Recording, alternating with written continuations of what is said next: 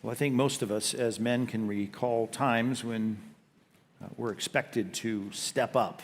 It's our turn to step up. Maybe it's when we became a father. Maybe it's some crisis at work. Maybe it's some situation that we've come into, a crisis in our family.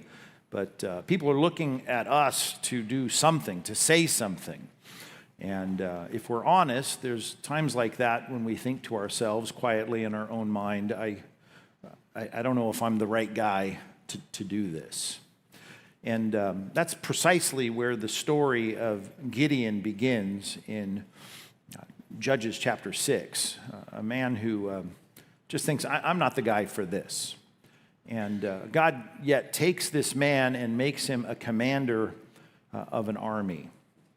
Now, it's interesting that so many stories in the Old Testament are about armies and about fighting. And in the New Testament, of course, there are still many things that you might be engaged in as a Christian, and your occupation may be fighting, and God certainly understands that. He never condemns the Roman centurions when they become Christians. The soldiers are certainly, it's a noble and valid occupation. So there may be literal fighting going on in your job, but all Christians, you might be surprised, are called to be fighters. Men in particular are called by God to be fighting. In 2 Corinthians chapter 10, it's very clear, verses 5 through 3, that we're all called to fight, not as it says in the flesh and blood. It's not that though we walk in the flesh, we're not called to fight in the flesh, all of us at least. We're called to a battle in terms of our Christianity, thoughts and ideas, anything that raises itself up against the knowledge of God. And when you think about that we have divine weapons at our disposal as Christians that are supposed to tear down any thought that's raised up against the knowledge of God. And I think we know often there are certain situations we find ourselves in when we know there's a conversation going on right now, or there's a situation going on right now. This is not right, and I know it's not right, and I feel like I should say something, I should do something. And that's the kind of warfare that we're called to engage in. As it says in verse 5 of that passage, 2 Corinthians 10, we destroy arguments and every lofty opinion raised up against the knowledge of God, and we take every thought captive to Christ. That's a kind of warfare that is needed, and it takes a kind of courage that a lot of us, frankly, don't have enough of. And we need that, and certainly Gideon was lacking that, and yet he becomes an unlikely role model for us in the book of Judges. And I want us to turn to this passage and learn what we can from him. And it's interesting that as this story unfolds in Judges chapter 6 and 7, that one of the first things he says after he makes him a commander of an army, in chapter 7, verse 3, he tells him to tell his army of 32,000 men, he says, why don't you start with this? Tell them that if anyone is afraid, if anyone lacks courage, just tell them that they can go home.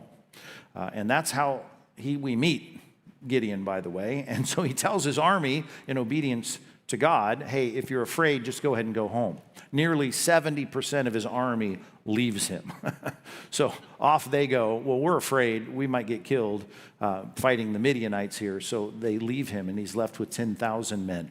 That must have been demoralizing in itself. But what we need and what Gideon needed was men of courage, and we need to be men of courage as we stand up in a world that is in desperate need of it. So let's look at this story. It's very interesting in Judges chapters 6 and 7. That's as much as we have time for this morning as we think through our need for courage in our world that's certainly a lot like Gideon's world that's not what it ought to be. Start in Judges chapter 6, verse number 1. It says, the people of Israel did what was evil in the sight of the Lord. Do you think that has any applicability to the culture in which we live? Oh, I don't know. Perhaps. And the Lord gave them into the hand of Midian for 7 years. There is that great truth in the book of Romans. It's a great truth, not that it's a good truth. It's a great truth in that it's a consequential truth that God gives people over to their sin. This movement in our generation of people parading their immorality in our streets and waving flags about their rebellion. This is something that God has given over. He's giving people over to the rebellion. And we live in a generation of people being given over to the rebellion. And so it is that there are many things in our society, a lot like Gideon's society, where we are given over in our culture to a horrible situation where we have a lot of vices and a lot of sins that have taken root in our society. And it says in verse 2, and the hand of Midian overpowered Israel, and because of Midian, the people of Israel made for themselves the dens that are in the mountains and the caves and the strongholds. And whenever the Israelites planted crops, the Midianites and the Amalekites and the people of the east would come up against them, and they would encamp against them and devour the produce of the land as far as Gaza and leave no sustenance in Israel and no sheep or ox or donkey.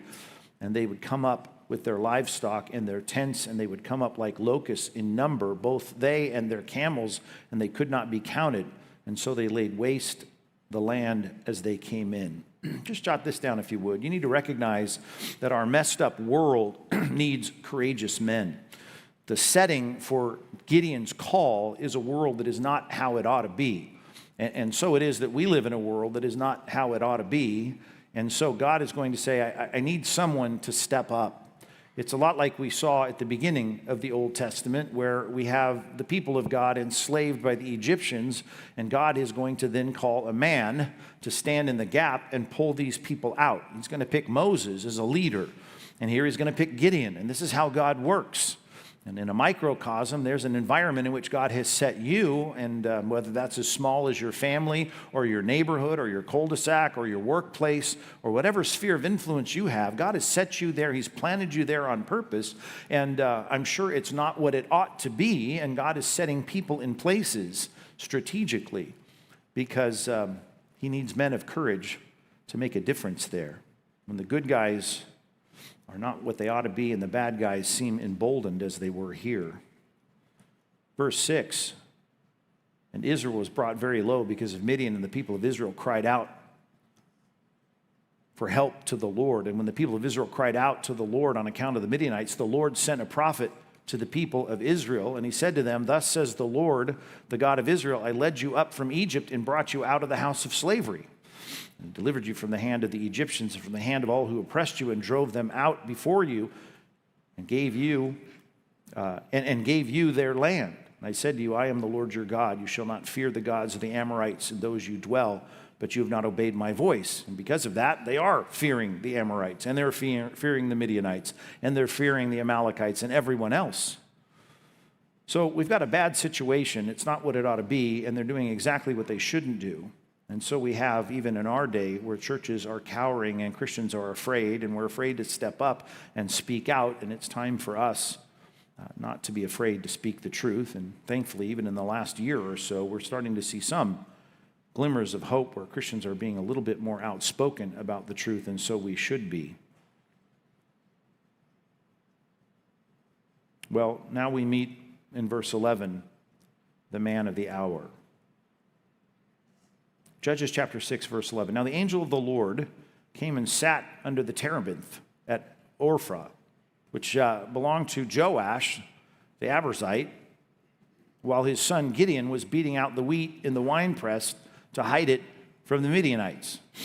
Wheat should be beat out in a place that is where you got wind blowing. It should be up somewhere, not in a winepress down low. Of course, this is a place to show, as it says here, to hide from the Midianites. Doesn't want him to see him beating out the wheat. And the angel of the Lord appeared to him and said to him, the Lord is with you, O mighty man of valor. Now that's an interesting way to approach this man, because it's not the way he saw himself. He certainly didn't appear to be, even in this situation where he's hiding in a wine press. That's not where you beat out the wheat. You're supposed to throw it up in the air to separate the chaff from the wheat. It should be in a place that's high up, and everyone should be able to see you from all around, because that's where the wind blows, not in a wine press. You don't do it secretly, trying to blow your own breath on the wheat to try and separate the chaff from the wheat. This is a pathetic picture of a man who's afraid, hiding from the enemy, and yet the Lord says, hey, you're a mighty man of valor. This is interesting. Maybe there's some biting sarcasm in this, and yet I don't think so, even though it might have been perceived that way. Here is God looking at someone who may have some normal fears, the kind of fears you and I would have if, of course, the enemies are winning and the good guys are losing. It seems like he's reasonably cautious and realistic. This is a realistic political response. Listen, the bad guys are winning. I'm going to be careful about my wheat. I don't want it stolen. Sometimes there are times like this that you might respond as Gideon responds in verse 13. Please, my Lord, if the Lord is with us, why has all this then happened to us? Where are all the wonderful deeds that our fathers recounted to us? Even as we saw earlier, at the bottom of this first section, you led us out of Egypt, out of slavery. Where are all those wonderful deeds that our fathers told us about? Did not the Lord bring us up out of Egypt? But now the Lord has forsaken us and given us into the hand of Midian. And the Lord turned and said to him, go in this might of yours and save Israel from the hand of Midian. Do not I send you? And he said, please, Lord, how can I save Israel? Behold, my clan is the weakest in Manasseh, and I'm the least in my father's house.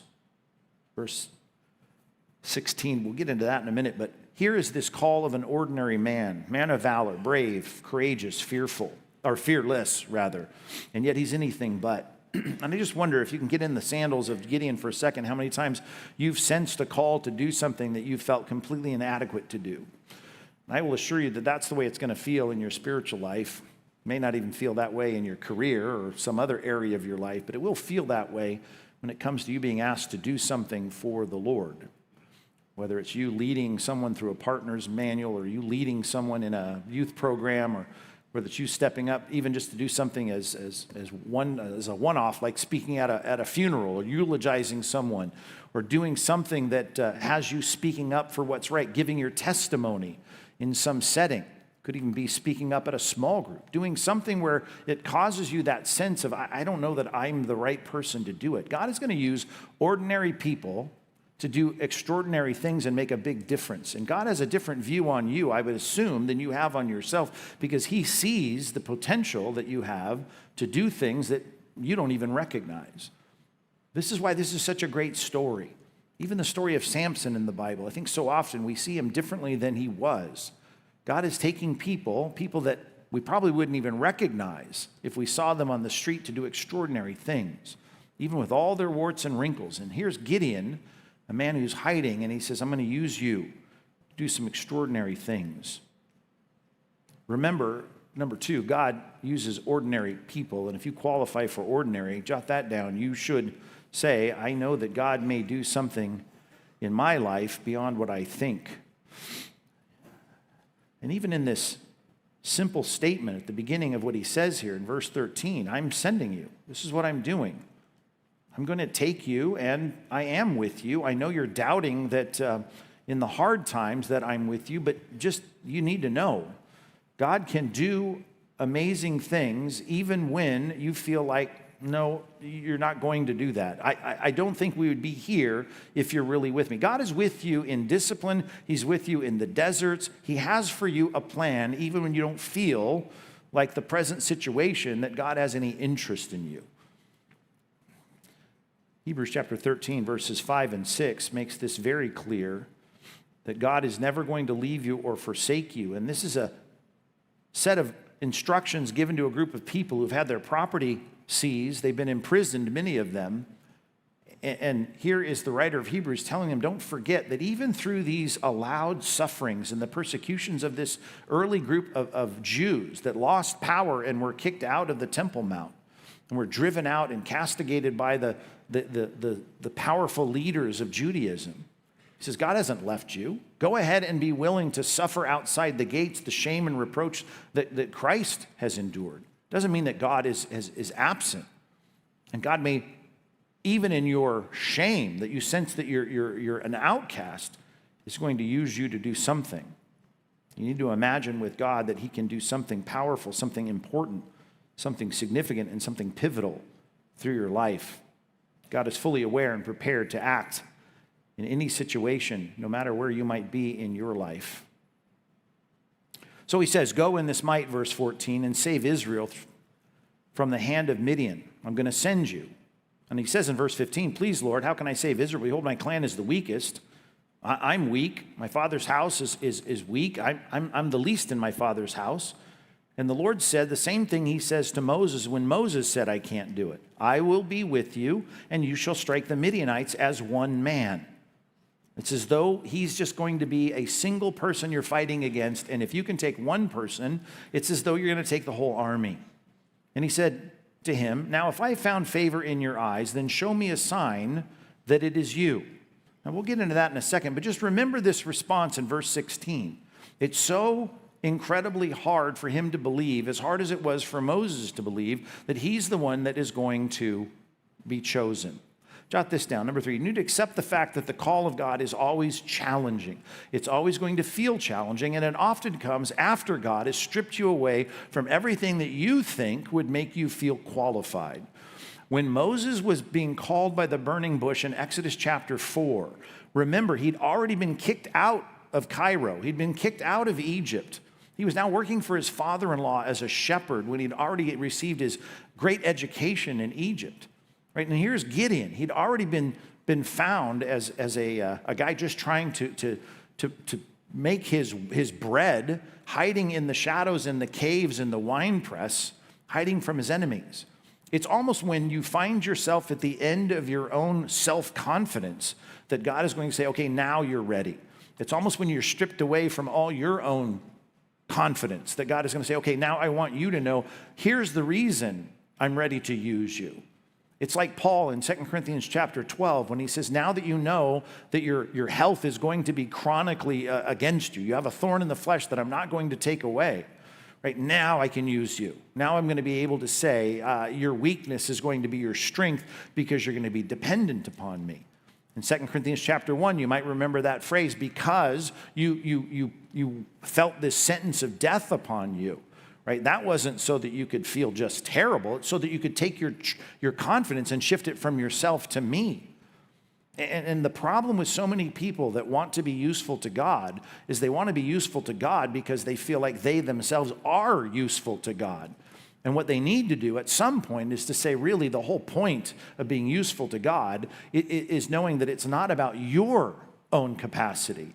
It's about saying that, God, I'm ready to be useful to you in any way that you want. It's really about your confidence in your ability and all that you want to do. We become much more flexible to change the ways that we do things because we're deferential to God.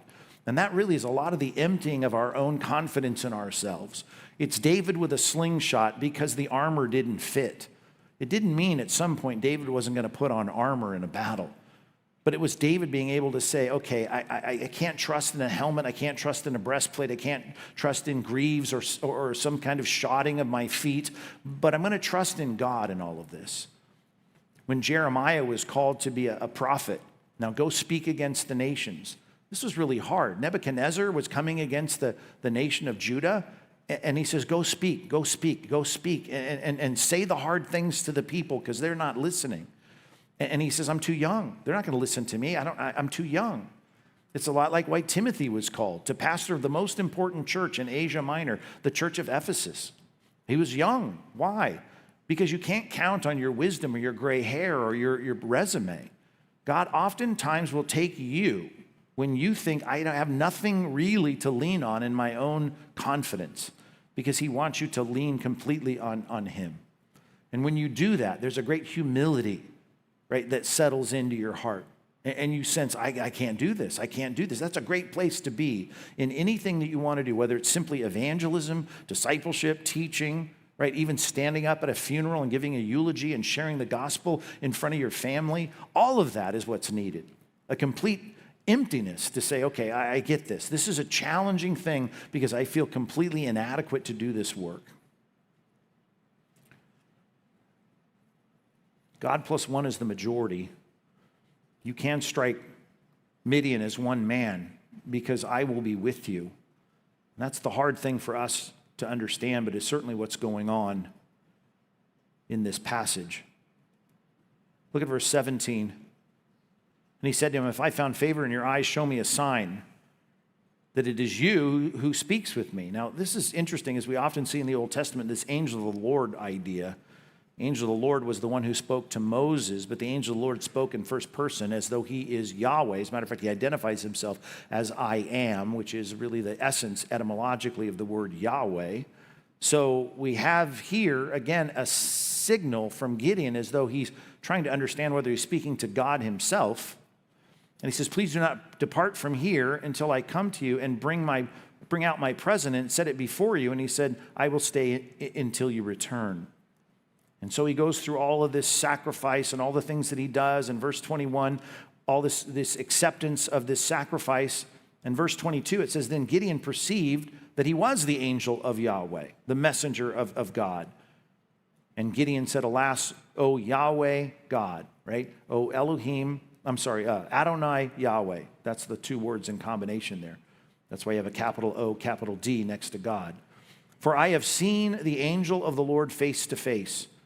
And the Lord said to him, peace be to you, do not fear, you shall not die.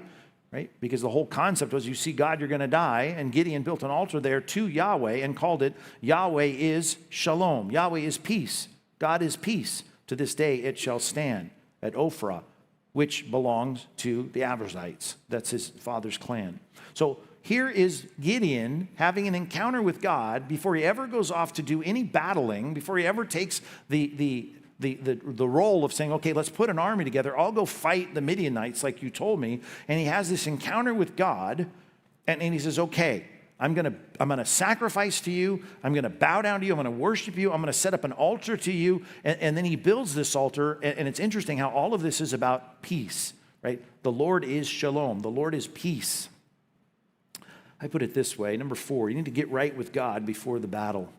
And I hope this is obvious, especially if you're at the end of your own confidence and you say, okay, God, you're calling me to do something. There's a crisis in my family. I'm having a child. I'm getting married. I got to do something for you in this situation. I'm going to step up to be this youth leader. I'm going to teach a Sunday school class. I'm going to lead a home fellowship group. Whatever you're going to do for the Lord, I'm going to share the gospel with my brother-in-law. You're going to say, okay, I don't feel adequate. I maybe ask questions I can't answer, but I'm going to be a fighter and I'm going to do this. And you're going to trust God to do it because you know God has promised to be with you when you do God's stuff. Then I want you to be able to say, I need to make sure I'm right with God, right? Number 4, get right with God before the battle. Is that over my shoulder right now? Okay, get right with God before the battle.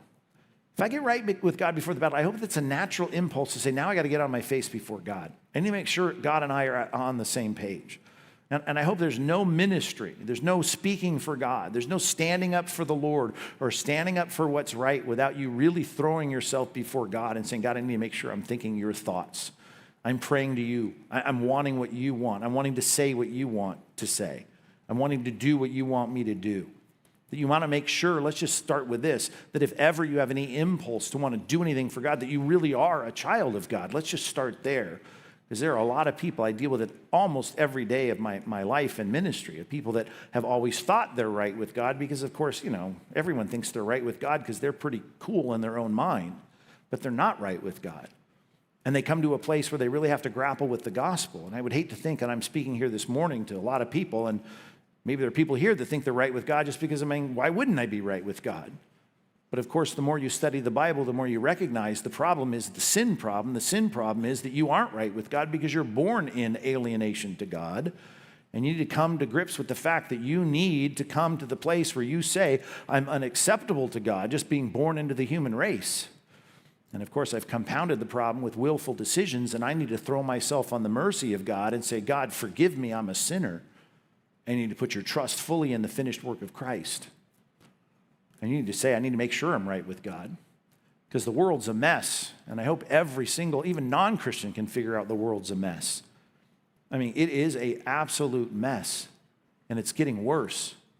Human flourishing isn't going to take place with the morality that's in place that we see all over our news feed every day. And it's getting worse. And the Bible says there's going to be wars and rumors of wars and pestilence and famines, and it's going to go from bad to worse, according to 2 Timothy. And we need to be ready to give people the answer to that. But the answer isn't just, hey, let's all stand up for truth. It's first, let's make sure we're at peace with God.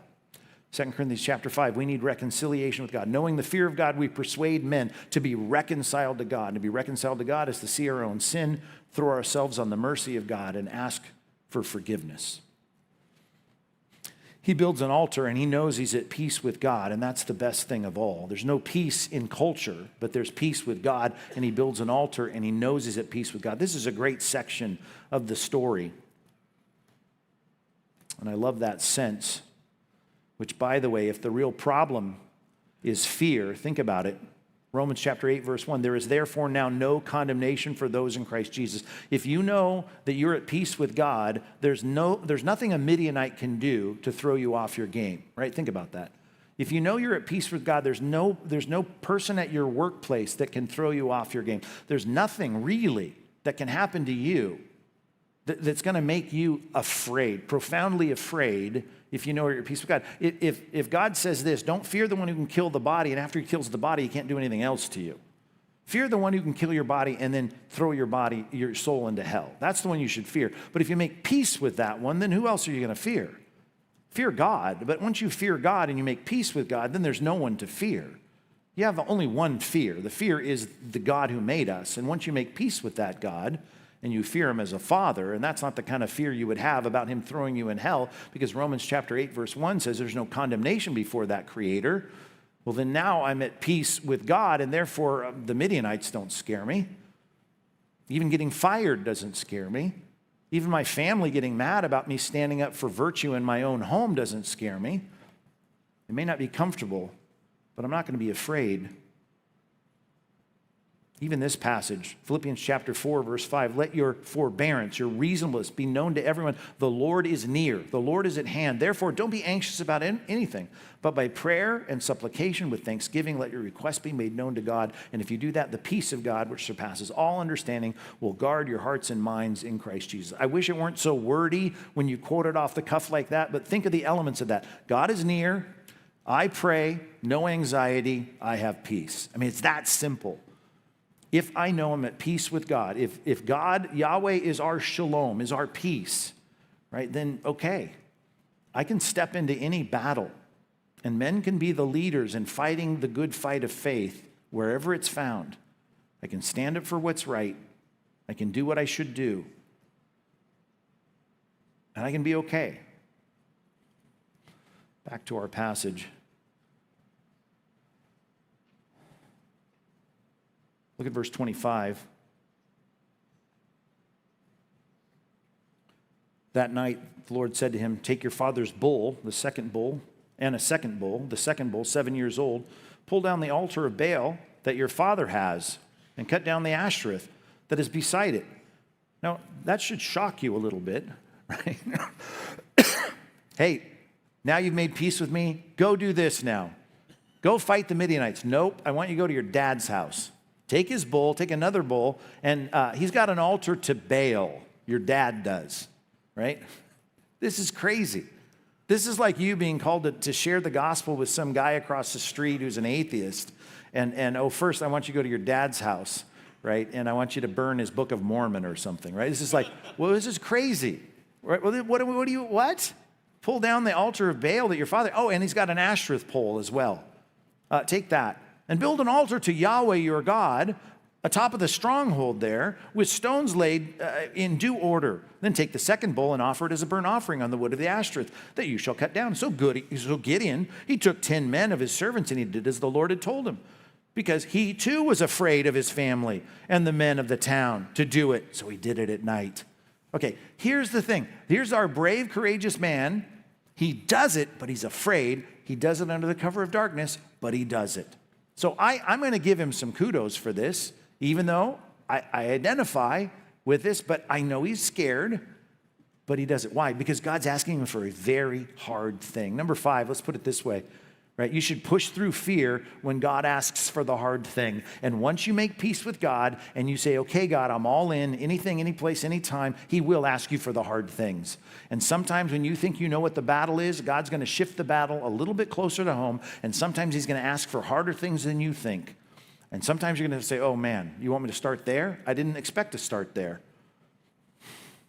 Almost everything in Jesus' callings, they always started close to home. Think about the apostles. You don't think about it this often, but as often as you should. But when Jesus comes and he says, hey, Peter, James, John, leave your fishing nets and follow me. And we'll leave their nets and follow. This was a family business. What do you think their families thought? You're leaving the business? Surely this didn't sit well with their families. I mean, this was not just a simple thing to walk away from the family business. Matthew chapter 10, verses 34 through 39. Jesus said, "Do not think I've come to bring peace to the earth. I have not come to bring peace, but a sword. I've come to set a man against his father." If you want a commentary on what God asked Gideon to do, it's right here.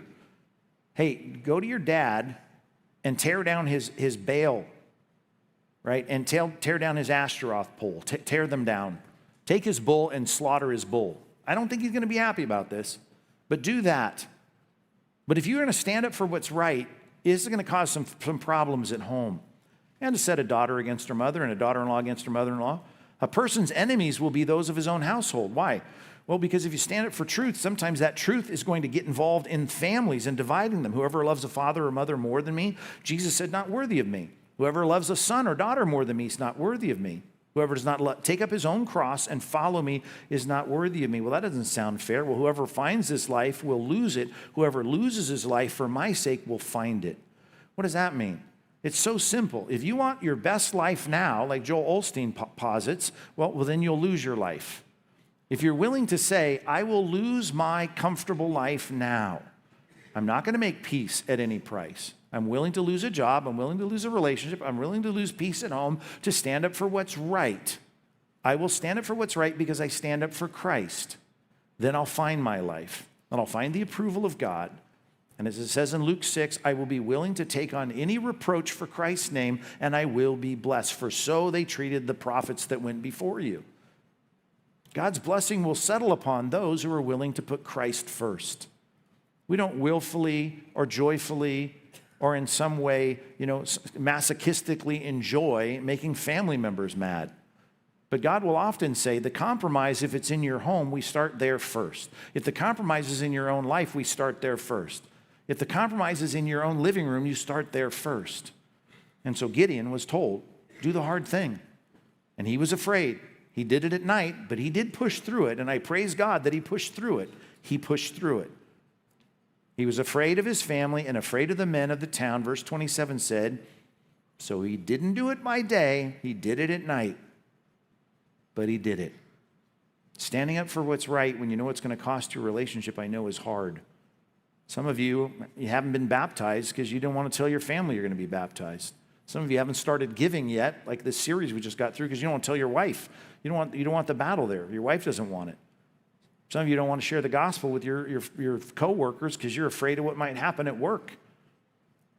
Some of you need to confront sin or error or somebody who's lapsed their attendance at church because you're afraid of what they're going to think if you confront them on that. Gideon did it when it was hard. I know he did it with a timetable that may have softened the blow in his own mind, but he did it. And I'll give him credit for that. Verse 28. Keep reading here. The men of the town rose early in the morning. Behold, the altar of Baal was broken down, and the Ashtoreth pole beside it was cut down, and the second bull was offered on the altar that had been built. And they said to one another, who's done this thing? After they searched and inquired, they said, Gideon, the son of Joash, has done this thing. And the men of the town said, bring out your son that he may die, for he has broken down the altar of Baal and cut down the Ashtoreth beside it.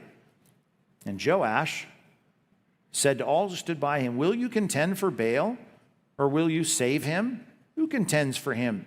Shall he be put to death by morning? If he is a god, let him contend for himself, because his altar has been broken down. Well, this is a great turn of events. Dad's now saying, hey, if Baal's such a big shot, let Baal contend for himself. Therefore on that day, Gideon was called Jerubbaal. Jerubbaal.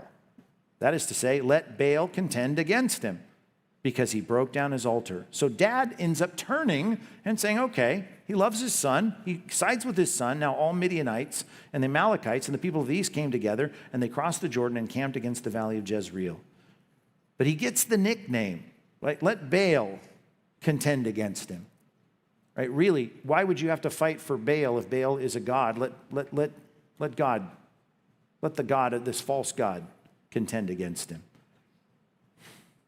Gideon picks up a nickname as if Baal should contend for himself. Verse 34 is a turning point in his ministry here. After this act of obedience, look at verse 34, Judges chapter 6. The Spirit of the Lord clothed Gideon. That's a great line. And he sounded the trumpet. The Abiezrites were called out to follow him, and he sent the messengers throughout all of Manasseh, and they too were called out to follow him. And they sent messengers to Asher and Zebulun and Naphtali, and they went up to meet him. So here is the Holy Spirit clothing Gideon in a way that becomes something that rallies people around him. I'll put it this way. Number 6, ask for the Holy Spirit's contagious power. He sees his dad, right, do something that had to be a relief. He feared his father, and yet his father, gives him a nickname, which is helpful because it shows his dad is not attacking him. And it gives him an excuse for not attacking him by giving him the name, let Baal contend for himself. And now, right, God steps in and gives him some kind of response to this, right, that now all the Manasseh, Zebulun, Asher, Naphtali, the other tribes of Israel start coming around him, and it becomes a contagious thing. He starts a movement. I remember in my summertime taking some classes at Long Beach City College when I was home from Chicago for my education and just trying to pick up extra credit. So I took a speech class. And we had this atheistic professor, and he was just so anti-Christian, like a lot of these I went to the university in Arizona and heard this all day long at the university. And, I did what I could in my classrooms to stand up for Christ, but this guy was the worst. One of the worst I'd ever heard. Bashing Christianity in almost every class. Well, this was a speech class, so this was great. We got the microphone for 2 times in the class, maybe 3 times, I don't know. Smaller class, maybe 30 people in it. So I picked Christianity as my theme for one of my speeches. Well, finally, when I get up to give that speech, right, no one had spoken up against this professor. Well, I finally get up to give my speech, and I give an apologetic for Christ, and I think on relativism or absolute truth or whatever it was. I picked something that he kept saying, and then I contended against him. Well, that was the worst grade I got in my speech class. But what was interesting is after the class, all these people started coming up to me and saying, oh man, I'm a Christian too, I'm a Christian too. Well, not a single person had spoken up until that point. And what was interesting is then everyone started to coalesce against this professor, and at least we had 5 people probably out of the 30, maybe 6, and we won this other gal to Christ in the class who became a Christian in that semester, all because, right, one person was willing to stand up and say something. And all I'm saying is, so it works for you if just at some point we could have this sense of standing up and saying, I'm going to say something. I'm going to do something. And there's a contagion in that. There's something that catches on. And we need to pray for this, right? God, please clothe me with your Spirit and let it be contagious. Let other people catch on to this. Let the Holy Spirit work through me and secure a followership. This is the best, by the way, the best fruit of God's work is followership, that people are willing to hitch their wagon and say, yes, let's go and take that mountain. I will never forget why I came to South Orange County. I had 3 job offers. I mentioned that in the sermon last week, one in LA County, one in Riverside County, one in Orange County. And that 65-year-old guy had the smallest budget, the smallest church, the worst facility, but he put his arm around me and he said on the top of a hill over here in Orange County, he said, we are going to take this county for Christ. We're going to reach this city, all those homes down there, we're going to reach these people for Christ. That one conversation with his arm around me, looking at these homes, seeing them as souls. I mean, it felt like Matthew chapter 9, right? See these fields, they're ripe for harvest. I thought that, right, is a contagious kind of a spirit that wants to do something great for God. That's contagious. And I just want to see more of that kind of brave, courageous, militant, kind of aggressive spirit. And I know it alights a lot it did here in Manasseh and Asher, Zebulun and Naphtali. It does in my heart, and I've seen it alight in many other hearts around me. Ask for that in your life and see what God does around you as the Holy Spirit works through you and empowers your leadership to secure followership. Verse 36, Gideon says to God, if you'll save Israel by my hand, as you've said, then behold, I'm going to lay a fleece down of wool on the threshing floor, and if there's dew on the fleece alone and it's dry on the ground, then I'll know that you'll save Israel by my hand. Now, it's one thing to cut down an Ashereth pole and the Baal and all that and sacrifice a bull. And yeah, I got some people now rallying around me, but I'm not sure I'm ready to go against all the Midianites. I mean, that's big. That's a big battle.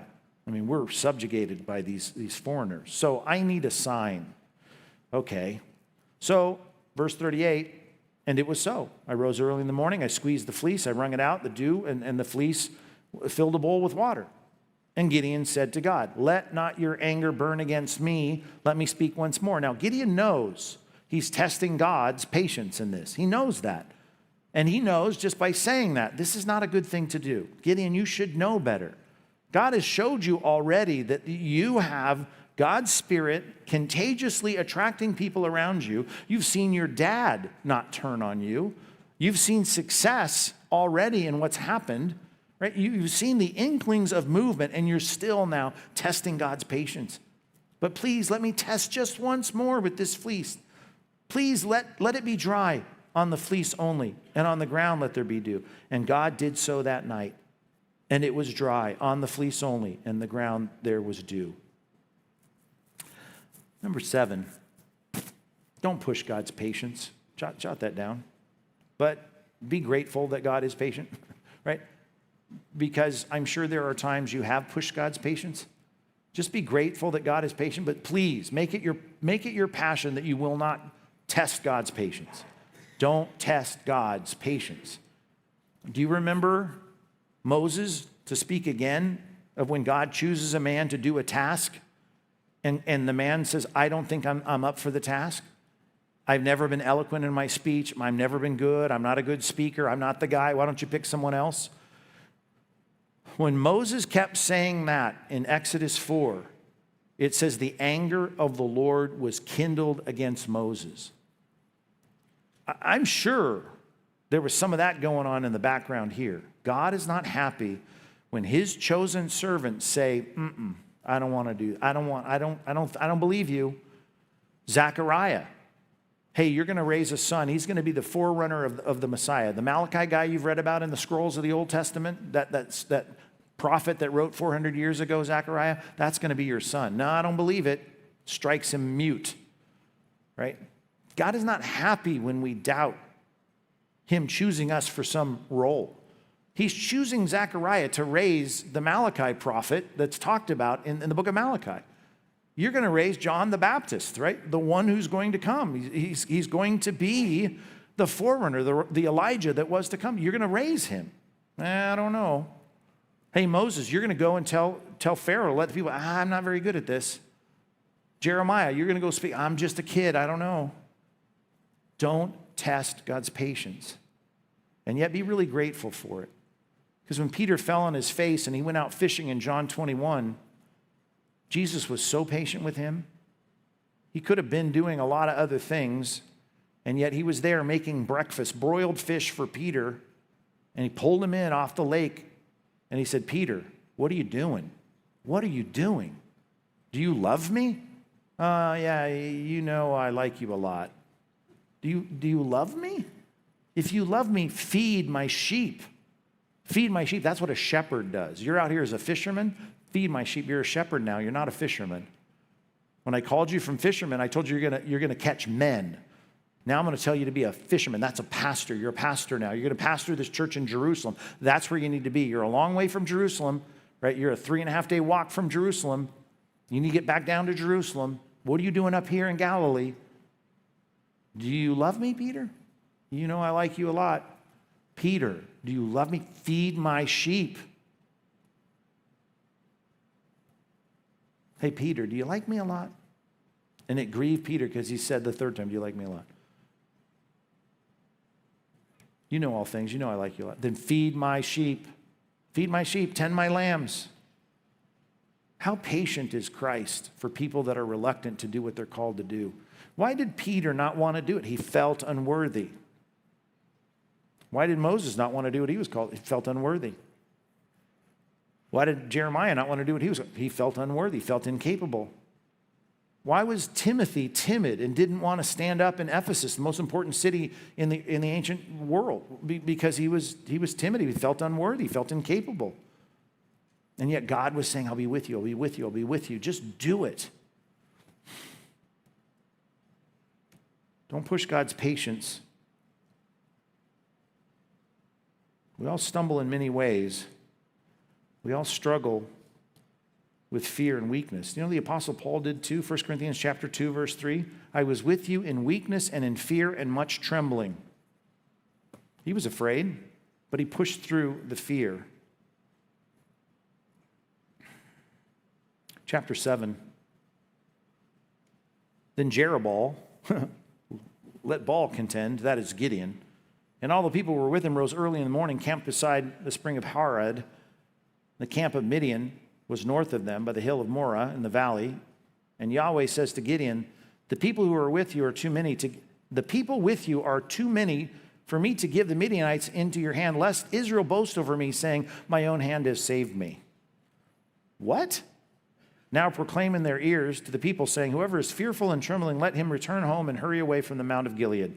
Then 22,000 of the people returned, and only 10,000 remained. Incredible. What have we learned throughout this whole story about Gideon? He's afraid. He's been afraid. He's barely pushed through his fear to do everything he's been called to do. And yet he's told, tell everybody who's fearful, go home.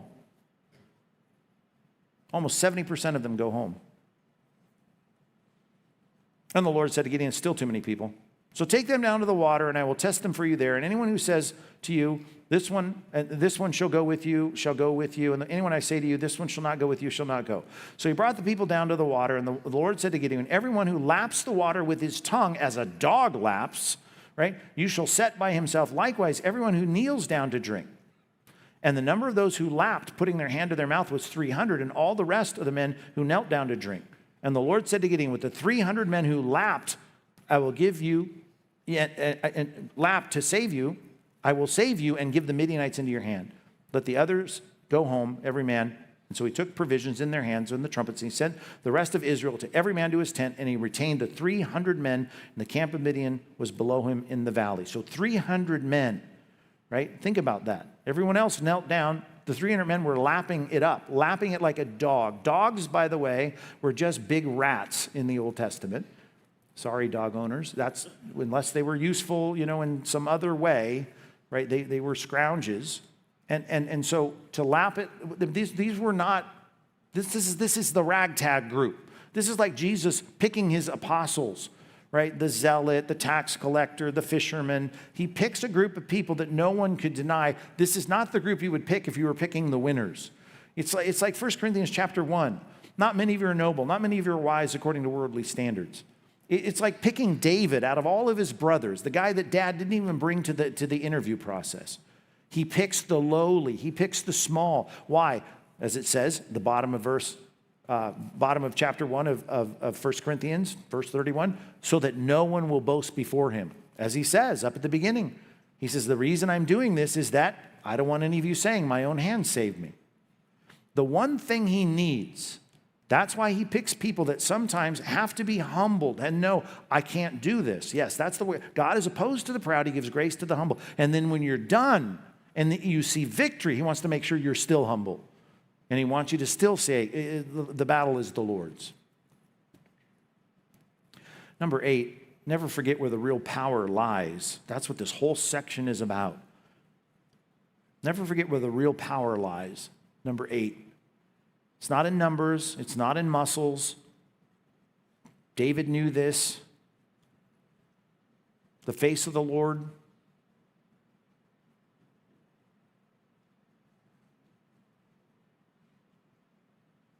is against those who do evil, and he is for those who trust in him. He has his, verse 16 of Psalm 33 is what I meant to quote. The king is not saved by his great army, and a warrior is not delivered by his great strength. A war horse is a false hope for salvation. By its great might it cannot rescue, but the eye of the Lord is on those who fear him. We have to recognize the thing about your life and its usefulness is really not about your inherent anything. It's about your willingness to trust God in the midst of all this. Look at verse 9. That same night, the Lord said to him, arise, go down to the camp. I've given it into your hands. I've given it into your hands. God says, I'm giving this to you. But if you're afraid to go down, well, then go with your servant. Again, fear comes back into this dialogue. And you shall hear what to say afterwards. And so he does, by the way, as he goes down, and he does exactly what's said. He goes down with his servant, and he divides the group up, verse 16, into 3 companies. He puts trumpets into one hand. He puts empty jars and torches. You may remember the story. Verse 18, when I blow the trumpet, all who are with me, going to blow the trumpets on every side of the camp. They're going to shout for the Lord and for Gideon. So here we have in verses 9 through 18, stepping out in faith, even though he's afraid. He takes Purah, his sidekick, with him because he is afraid. But even in this last step, in stepping out in faith, he says, I'm going to do it even though I'm afraid. I'm going to do it as best I can. I'm going to tremble as I do it, just like Paul when he comes to Corinth, trembling and fearful, but he's going to do it. Even through the fear, trusting God and saying, if you say you're going to work, I'm going to do it. With 300 men, with swords, with torches, and with trumpets. Think about it. Torches and trumpets and jars. Number 9, step out in faith. You've got to step out in faith. You got to take what you got, step out in faith, and you got to watch God work. Gideon assembles the people, and they shout for Yahweh and for Gideon. And God does. He defeats the enemy. So Gideon, verse 19, and the 100 men with him came to the outskirts of the camp, middle of the night. They blew the trumpets. They smashed the jars. The 3 companies blew the trumpets and jars. Verse 20, they held in their hands the torches, and they cried out, a sword for the Lord and for Gideon. That's an interesting cry, a sword for the Lord, when they didn't have swords. I mean, maybe some of them had some kind of dagger on their belt, but they were holding 2 things in their hands, a trumpet and a torch. And yet they knew it was the sword for the Lord, and it was the swords of the Amalekites that were killing themselves. Step out in faith, watch God work. Number 10, trust God to accomplish his victories, and he will in our lives. And soon our lives will be over, and we will watch whatever God does through our lives. At the end of our lives, hopefully, we will see God working through us, sometimes through unconventional means, and we'll recognize that God gets his job done. He does it through people that are afraid, but they are willing to trust him and work through their fear. Gideon ends up in the list of the heroes of faith in Hebrews chapter 11. Not because he wasn't afraid, but because he was willing to trust when he was afraid. During the Civil War, there was an example of this kind of courage tied up in a name I assume you're familiar with. It was in a battlefield in Virginia, about 30 miles from Washington, D.C. It's 1861. The account came from a young officer named John Newton Lyle, who later admitted he was terrified as the artillery shells exploded around him. He said he was praying fervently as he looked over and saw General Thomas Jackson sitting calmly on his horse while the battle raged, sitting so still. And another looked over and said to Lyle, there he sits, just like a stone wall. To which Jackson replied, if you believed in God as I did, you would be just as calm. Well, the name stuck, and of course he became known as Stonewall Jackson. Lyle later reflected that courage, as he said, is not the absence of fear, but the ability to have faith, to act in spite of it, which is exactly what our story is about. Stonewall Jackson. It's the ability to be a courageous person, trusting that God is going to get his work done through us, and that we can hold tightly to the promise of God if we just do what he asks us to do, knowing that we're called to fight for what's right, stand up for what's true, and do what he tells us regardless of how we feel. If you don't do it in your workplace, in your family, in your relationships, in your neighborhood, who is going to do it? You're there for a reason. God's planted you there. Let's make sure we stand up and are counted with Christ. Let's pray. God, please, in our day when we need this so desperately, In a world that's as messed up as Gideon's day, I pray we'd be men of courage, men who aren't afraid to say, here's what's right. Even if we are afraid when we say it, we stand up and calmly say what we need to say, do what we need to do, and respond with the kind of response that you would be pleased with, regardless of what it might cost us. God, I know that sometimes our fears within are so strong, but may they not dictate the kinds of things that we say. May they not make us silent when we need to speak, and may they not make us speak when we should be silent. So God, let us remember Gideon, a man who has a nature just like ours. And we often used to saying that about Elijah, who did amazing things, but we see in the end that Gideon did amazing things, even though so much is said in his narrative about his own weaknesses. So we're grateful for the transparent view of Gideon that shows us a lot of what we see in our own lives. So help us to be okay with some of the fears that we feel, that we can just eschew those for the sake of knowing what actions you call us to, and that we can fight through the fears to do what's right. Thank you for Gideon. Thank you for this example. Thank you for what lies ahead in our week, in our month, and this year to stand up for you. May you be pleased with our actions in Jesus' name. Amen.